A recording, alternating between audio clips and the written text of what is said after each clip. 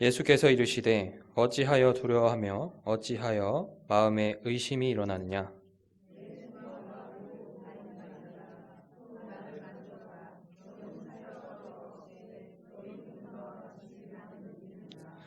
이 말씀을 하시고 손과 발을 보이시나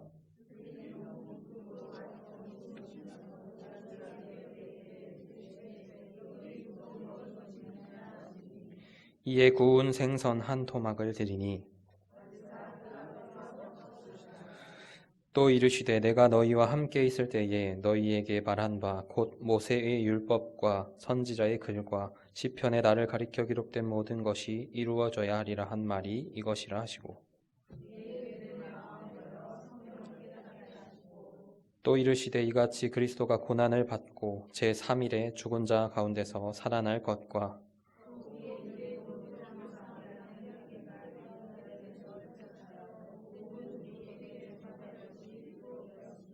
너희는 이 모든 일의 증인이라. 볼지어다 내가 내 아버지께서 약속하신 것을 너희에게 보내리니 너희는 위로부터 능력으로 입혀질 때까지 이 성에 머물라 하시니라. 아멘.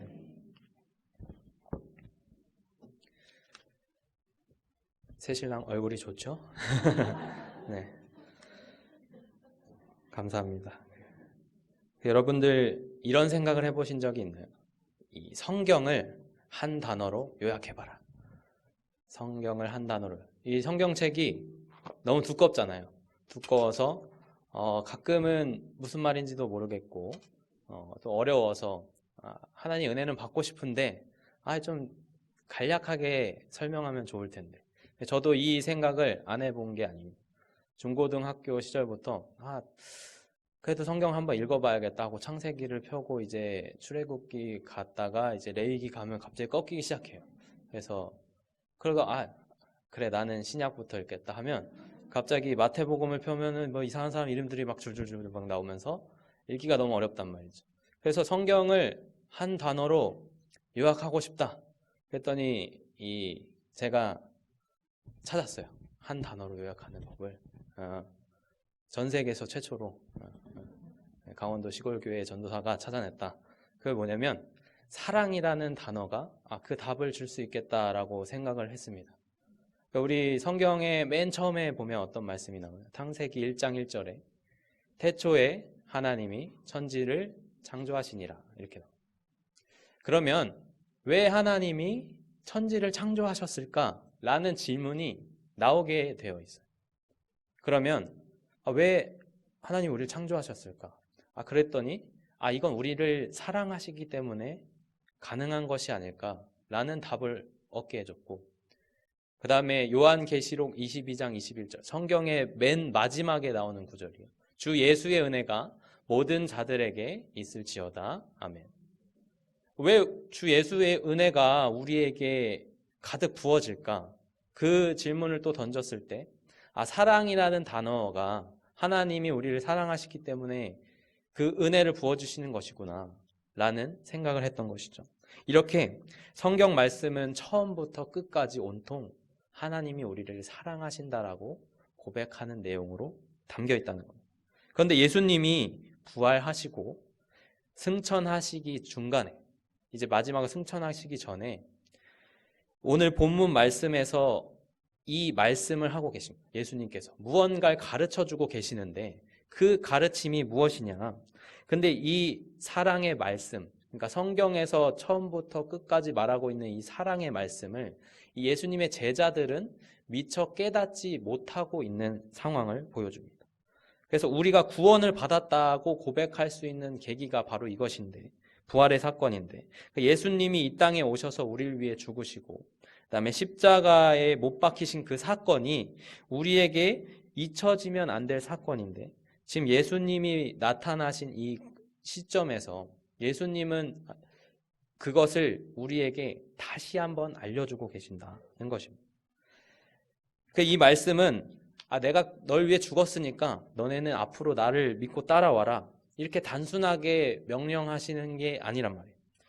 그러니까 우리가 어떻게 소망을 가지고 살아가야 할 것인지 그 부활의 영광을 보여주신 후에 예수님이 우리에게 원하시는 모습이 있으셨고 우리에게 그것을 깨닫게 하여 주시기 위해서 하늘로 올려지시기 전에 마지막으로 우리에게 가르치고 있는 내용이 오늘 본문 말씀인 누가복음 24장의 말씀입니다. 그 오늘 본문 말씀 앞부분이 24장 7절 말씀에는 우리에게 십자가에 못 박히고 부활해야 한다고 가르치셨던 내용을 다시 한번 우리에게 상기시키십니다. 24장 7절의 말씀을 제가 읽어드리겠습니다. 인자가 죄인의 손에 넘겨져 십자가에 못 박히고 제3일에 다시 살아나야 하리라. 아멘. 이것은 부활을 믿지 못하는 이 수많은 무리들에게 그 신앙의 위기가 있었는데 그 위기 속에서 다시 한번 가르침을 주시고 있는 내용. 이 엠마오 도상에서 제자들에게 나타나실 때 제자들의 신앙 상태는 그렇게 좋지 못했습니다. 왜냐하면 자신들에게 수많은 가르침을 주시고 또 기적도 보여주시고 그 다음에 메시아라고 믿고 따르던 예수가 로마의 정치범으로 구속을 당해서 처형당한 직후이기 때문입니다. 그래서 더 이상 소망을 꿈꾸기 힘든 상태였다고 보여집니다. 그래서 부활의 영광을 기억하지 못하는 상태인 것입니다. 제자들이 예수님을 메시아로 생각했던 그 마음은 우리 이 사람이 이스라엘을 속량할 자로 바랐노라라는 21절의 말씀에서도 볼 수 있습니다. 이는 필시 그가 반드시 우리를 속량할 자였지만 지금 현 상태는 그렇지 못할 것 같다. 정말 절망스럽고 아쉽다라는 그 모습을 보여주고 있는 것입니다. 이것은 분명히 제자들의 신앙의 위기 상태였을 것입니다. 예수를 직접 십자가에 못 박은 우리의 신앙 상태가 예수님이 부활할 것이라는 가르침을 잊게 만드는 것이죠. 그리고 예수님을 눈앞에 보고서도 기억하지 못하는 지경에 이르게 됩니다. 본문 말씀 25절에서 예수님은 눈앞에 있음에도 자신을 알아보지 못하는 제자들에게 미련하고 선지자들이 말한 모든 것을 마음에 더디 믿는 자들이라고 질책을 하십니다. 예수님은 지금 그들의 신앙 상태가 영 마음에 들지 않는 것이죠. 그래서 가르치고 강조하고 계십니다. 바로 이 부활의 사건을 말입니다. 그리스도가 이런 고난을 받고 자기 영광에 들어가야 할 것이 아니냐라고 자세하게 가르쳐주기 시작하십니다. 그게 바로 십자가 고난과 부활의 이유를 사랑으로 가르쳐 주시고 제자들의 마음에 변화가 생기길 원하시고 계십니다. 우리는 로마서 5장 8절의 말씀에서도 이 예수님의 마음을 알 수 있습니다. 제가 로마서 5장 8절의 말씀을 읽어드리겠습니다. 우리가 아직 죄인 되었을 때에 그리스도께서 우리를 위하여 죽으심으로 하나님께서 우리에 대한 자기의 사랑을 확증하셨느니라. 아멘. 5년 전쯤에 종영했던 MBC 방송사의 인기 예능 프로그램이었던 무한도전이라는 프로그램이 있었습니다. 다들 아시죠? 무한도전. 이 무한도전이 인기가 되게 많았었는데 그럼에도 불구하고 2014년에 같은 시간대 방송 중에 시청률이 꼴찌였다고 합니다. 그래서 제작비도 많이 들고 사람들한테 인기는 많은데 시청률이 안 나오니까 곧 폐지될 위기에 처해진 거죠. 그래서 이 무한도전 방송에서 그 멤버들끼리 토론을 진행해요. 그때 유재석 MC가 했던 말이 있어요. 뭐냐면 우리는 시청률 꼴찌를 기록했습니다. 이것은 위기가 맞습니다. 하지만 진짜 위기는 무엇인지 아십니까? 진짜 위기는 위기인데도 그것을 위기인 줄 모르는 것이 진짜 위기. 중요한 것이 있습니다. 이것보다 더 큰 위기가 있는데 이것보다 더 큰 위기는 우리가 위기인 줄 알면서도 아무것도 고치려고 하지 않는 상태. 그것이 가장 큰 위기라고 하는 것이죠. 여러분, 우리는 다 인생의 위기를 경험하면서 살아갑니다. 그리고 많은 사역과 신앙생활 속에서도 이 위기가 나타날 때가 많이 있습니다. 그럴 때 우리가 항상 기억해야 할 것은 예수님이 우리를 위해 죽으셨고 다시 살아나셨다는 것입니다. 이것은 구약 성경에도 나타나 있는 것이고 예수님이 지금 우리에게 승천하시기 직전에 마지막으로 하신 말씀이 바로 이 부활의 사건을 강조하고 있다는 겁니다. 지금 우리가 위기인데도, 신앙의 위기로 맞닥뜨렸는데도 그것을 그냥 지나치도록 내버려 두시지 않는다는 것입니다. 이런 제자들에게 예수님은 그리스도가 이런 고난을 받고 자기 영광에 들어가야 할 것이다, 이런 부활의 메시지를 계속해서 강조하고 계시고, 그래서 예수님은 더 가르치고 계셨습니다. 모든 모세와 모든 선지자의 글로 시작하여 모든 성경에 쓴 바 자기에 관한 것을 아주 자세히 설명하고 계시는 것입니다. 왜냐하면 성경은 처음부터 마지막까지 우리에게 사랑을 말하고 있기 때문입니다. 우리의 신앙 상태는 늘 건강한 상태만 있는 것이 아닙니다. 반드시 그 위기가 닥칩니다. 반드시 그 위기의 순간이 있기 마련입니다. 그것은 우리를 속량할 자로 바랐던 예수님을 잊고 살아가는 것일 수도 있고, 우리가 하늘에 소망을 두고 살아가야 할 그리스도인임에도 불구하고 그것을 망각한 상태, 즉 우리에게 사랑이 고갈된 상태라고 말할 수 있습니다. 하지만 예수님은 그런 제자들에게 눈을 밝혀주셨습니다. 예수님은 떡을 떼어 축사하시고 눈을 밝혀주셨습니다. 그리고 부활로서 확증된 참 사랑이 우리 안에 들어오고 있다는 것입니다. 우리는 늘 깨어있어 하지만 그렇지 못한 상태로 있을 때가 너무 많습니다.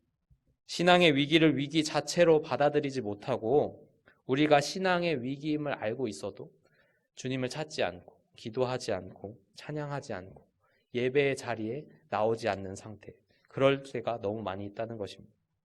그것은 영적인 눈이 가려진 상태로 아담이 최초에 하나님을 떠난 상태, 그 상태와 비슷하고, 이스라엘 백성이 다른 신을 섬기지 말라고 그렇게 강조했지만 그 하나님을 사랑하라라고 명령한 그 말씀을 잊고 이방 신들을 섬겼던 그 상태를 말하고 있다는 것입니다.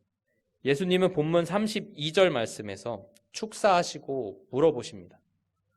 뜨겁지 아니하냐?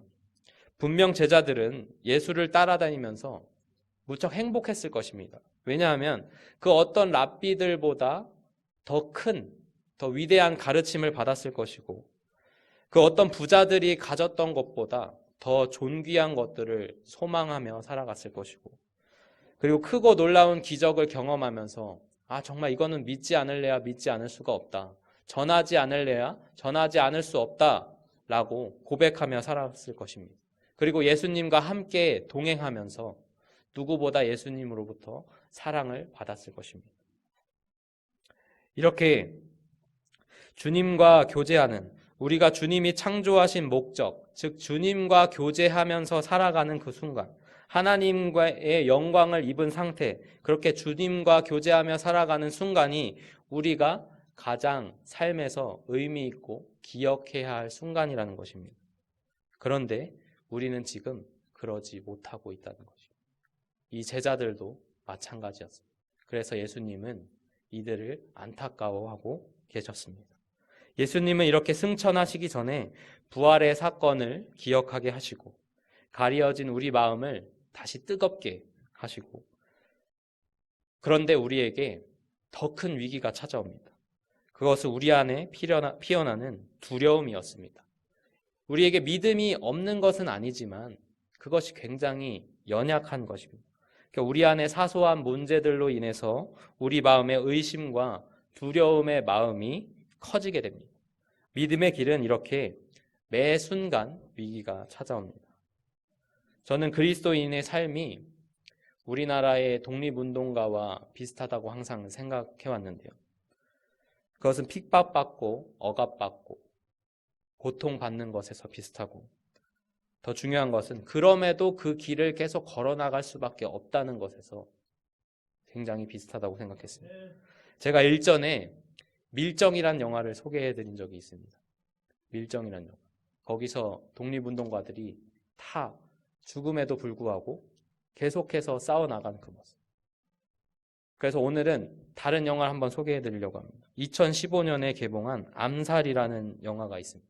이 주인공 전지현 씨가 극 중에서 총을 맞고 작전 중에, 암살 시도하는 도중에 쓰러져가지고 치료를 받고 있었는데, 그래서 치료를 받던 중에 그 치료해주는 사람이 물어봅니다. 도대체 저 사람을 죽인다고 독립이 오는가? 그게 독립에 도움이 되는가? 이렇게 물어요.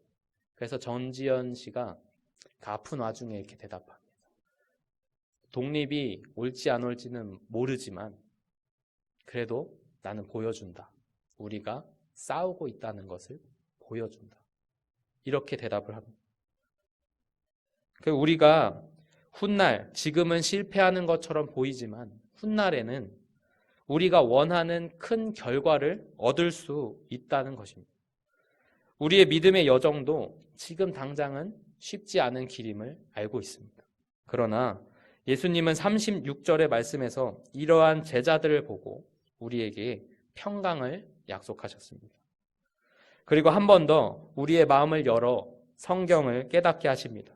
그리고 부활의 사건을 되새기십니다. 우리는 위로부터 능력이 입혀질 것입니다. 그러므로 우리는 하나님을 의지해야 합니다. 시선이라는 찬양의 가사를 아십니까? 모든 시선을 주님께 드릴 때, 전능하신 하나님을 느낄 때, 그때 비로소 하나님이 일하기 시작하신다는 것입니다. 우리는 이러한 삶의 과정 속에서 십자가의 죽으심으로 자기 사랑을 확증하시고 말씀으로 우리 마음을 뜨겁게 하시고 두려운 마음 속에서 떨고 있는 우리들에게 평강을 약속하시는 하나님을 의지할 수밖에 없는 것입니다. 엠마오 도상에서 자신을 알아보지 못하는 제자들에게 부활로 확증하신 자기 사랑을 보여주시고 가려져 보지 못하는 제자들에게 눈을 열어주시고 다시 뜨거운 마음을 부어주시고 믿음을 유지하기 어려워 두려운 떠는 자들에게 다시금 평강을 약속하고 계십니다. 기독신문사에서 발표한 한국인이 가장 좋아하는 성경 구절을 발표한 적이 있습니다. 거기서 그 구절들이 한 4가지 정도 있는데 여호수아 1장 9절 함께 읽어볼까요? 여호수아 1장 9절 강하고 담대하라 두려워하지 말며 놀라지 말라 네가 어디로 가든지 네 하나님 여호와가 너와 함께 하느니라 하시니라. 다음은 이사야 41장 10절 말씀입니다.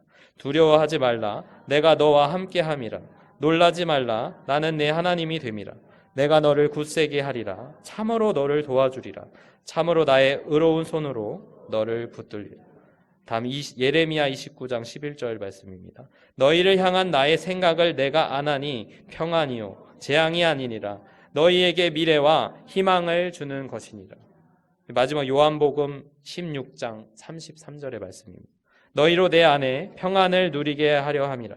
세상에서는 너희가 환난을 당하나 담대하라 내가 세상을 이기었노라.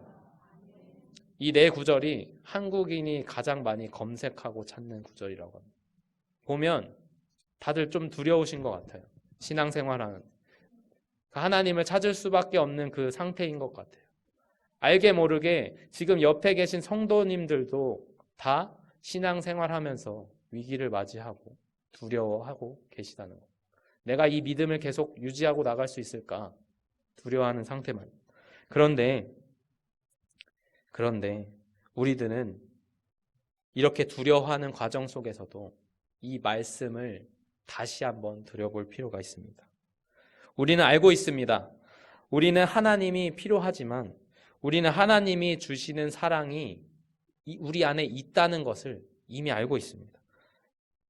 그래서 다시 한번 이 4개의 구절들을 보면 다시 한번 띄워주시겠습니다. 강하고 담대하라 두려워하지 말며 놀라지 말라. 하지만 이 말씀 뒤에 어떤 말씀이 있습니까? 네 하나님 여호와가 너와 함께 하느니라. 우리가 담대할 수 있는 이유는 바로 여호와가 함께 있다는 것입니다. 41장 10절 말씀, 이사야 41장 10절 말씀입니다. 내가 너와 함께 함이라. 내 하나님이 됨이라. 내가 너를 굳세게 하고 나의 의로운 손으로 너를 붙들겠다고 말씀하십니다. 그 다음 말씀입니다.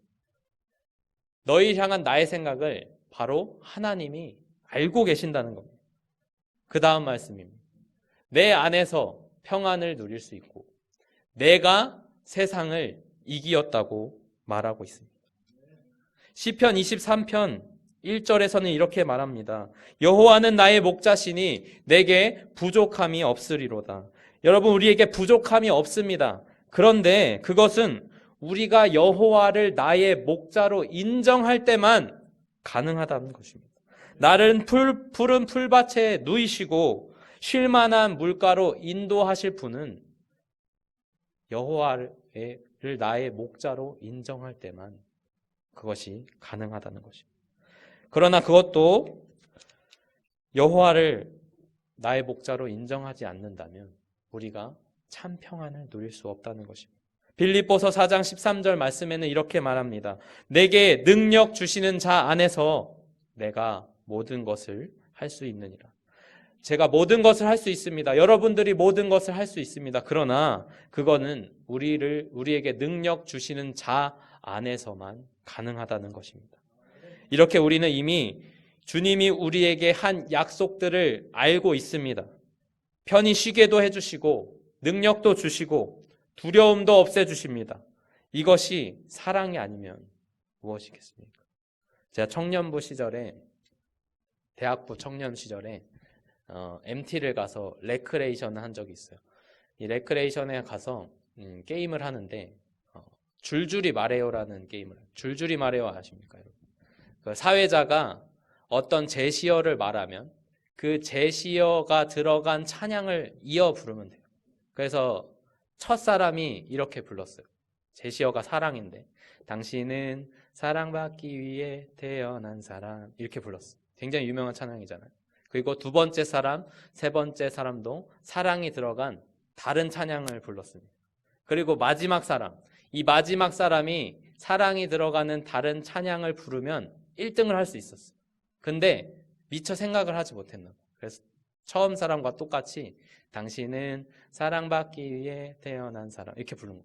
그래서 사회자가 실패했다 이렇게 말하려고 했는데 그 마지막 사람이 잠깐 기다려보라, 내 노래를 끝까지 들어봐라 하고 이 노래를 불렀어요.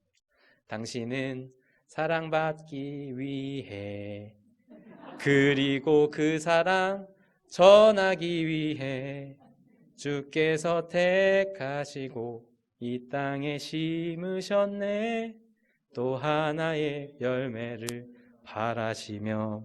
여러분, 우리는 사랑받는 존재로 태어났습니다. 우리의 삶이 주님의 피값으로 다시 살리심을 받았다면 우리는 사랑받는 존재로 끝나는 것이 아니라 그 사랑을 전하기 위해 살아가야 한다는 것입니다.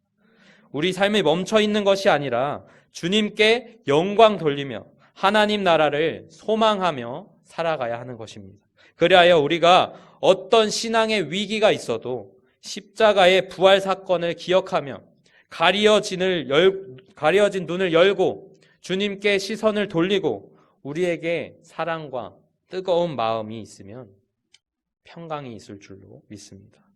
마지막으로 49절의 말씀을 통해서 우리는 도전을 받습니다. 우리 49절의 말씀을 다 함께 읽어보겠습니다. 시작. 볼지어다 내가 내 아버지께서 약속하신 것을 너에게 보내리니 너희는 위로부터 능력으로 입혀질 때까지 이 성에 머물라 하시니라. 아멘. 승천하시기 전에 우리에게 주시는 마지막 가르침입니다. 이 말씀은 사도행전 1장 8절로 이어집니다. 사도행전 1장 8절을 함께 읽겠습니다. 시작. 오직 성령이 너희에게 임하시면 너희가 권능을 받고 그러니까 온 유대와 사마리아와 땅끝까지 이르러 내 증인이 되리라. 예수님은 분명히 너희로부터 능력이 입혀질 것이라고 약속하고 떠나셨습니다. 그리고 우리에게 성령이 임하셨습니다. 그 능력은 예수님을 떠나 이제 성령으로 우리에게 함께 하실 것입니다. 이렇게 주님의 말씀을 따라 그 사랑을 전하며 살게 될 것입니다. 여러분, 이 말씀을 잊지 마시고 꼭 주님의 사랑을 기억하면서 참 평안을 누리시는 원통교회 성도분들이 다 되시길 기원합니다.